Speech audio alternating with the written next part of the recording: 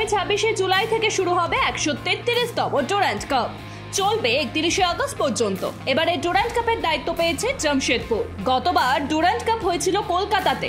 Mohun Bagan east বেঙ্গলকে পরাজিত করে জিতেছিল এই খেতাব। এবারে ডুরান্ড কাপে মোট 24টি দল অংশ নিচ্ছে। গত আসরে আয়োজক কমিটি প্রথমবারের মতো নেপাল, বাংলাদেশ ও ভুটান থেকে দলকে আমন্ত্রণ জানিয়েছিল। এবার দেশগুলিকে আমন্ত্রণ জানানো হবে কিনা সেই নিয়ে কিছুই জানা যায়নি। অলিম্পিক্সের স্বর্ণপদক বিজয়ী নীরজ চোপড়া 15ই মে ওড়িশায় হতে চলা 27তম ফেডারেশন কাপ জাতীয় চ্যাম্পিয়নশিপে অংশ নেবেন। ফেডারেশন কাপ শুরু হবে 12ই মে থেকে। 3 বছর পর নীরজ চোপড়া প্রথম ঘরোয়া প্রতিযোগিতায় অংশ নিচ্ছেন। ফেডারেশন কাপের আগে চোপড়া 10ই মে দোহা ডায়মন্ড লিগে অংশ নেবেন।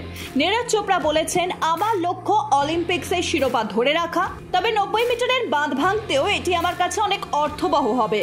প্যারিস অলিম্পিক্সের উদ্বোধনী অনুষ্ঠানের 79 দিন আগে কঠোর নিরাপত্তার মধ্যে বুধবার মার্সেইয়ের ওয়ার্ল্ড পোর্টে অলিম্পিক্স শিখা অলিম্পিকের মাটিতে অর্থাৎ ফরাসিতে পৌঁছানোর জন্য সবকিছুই তৈরি। 1,50,000-এরও বেশি লোক 3 মাস্টেড বেলেমকে স্বাগত জানাবে এমনটাই আশা করা যাচ্ছে। উল্লেখ্য, 11 দিন আগে অর্থাৎ 27শে এপ্রিল প্রাচীন অলিম্পিয়ায় প্রজ্বলিত হওয়ার পরে গ্রিস থেকে শিখা ছেড়েছিল। জানা গেছে প্রায় 6,000 আইন প্রয়োগকারী কর্মকর্তারা এলাকাটি সুরক্ষিত রাখবেন যখন বেলেম 6 ঘন্টা প্যারেডের আগে 9টায় বন্দরে পৌঁছবে। ফুটবলের জনপ্রিয়তাকে স্বীকৃতি দিল জাতিসংঘ। মে মাসের 25 তারিখ বিশ্ব ফুটবল দিবস। এই দিবসকে পালন করার সিদ্ধান্ত নিয়েছে আন্তর্জাতিক সংস্থা জাতিসংঘ। জাতিসংঘের সাধারণ পরিষদের সদস্য দলগুলিও ভোটে এই সিদ্ধান্ত নেওয়া হয়েছে। 193টি সদস্য দেশের সবাই 25শে মে ফুটবল দিবসের পক্ষে ভোট দেয়।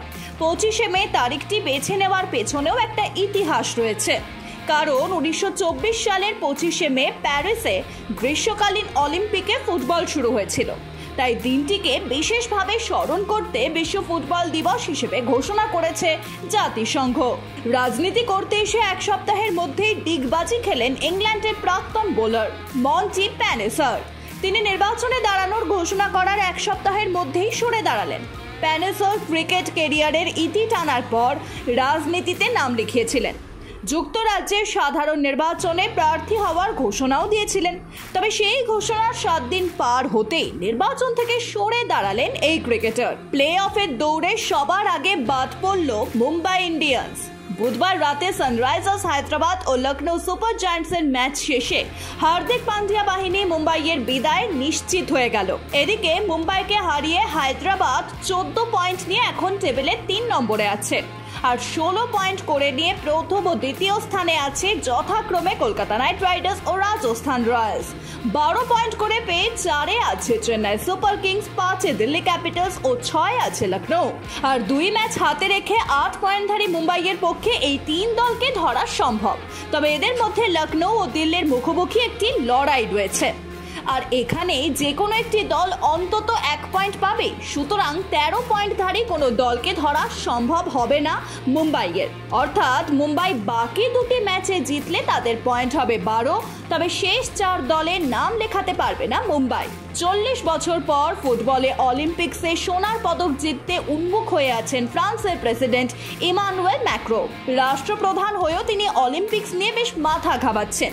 বিশেষ করে কিলিয়ান এমবাপ্পে ফ্রান্স দলে খেলবেন কিনা তা নিয়ে এরই মধ্যে বিভিন্ন সময় উদ্বেগ দেখিয়েছেন ম্যাক্রো।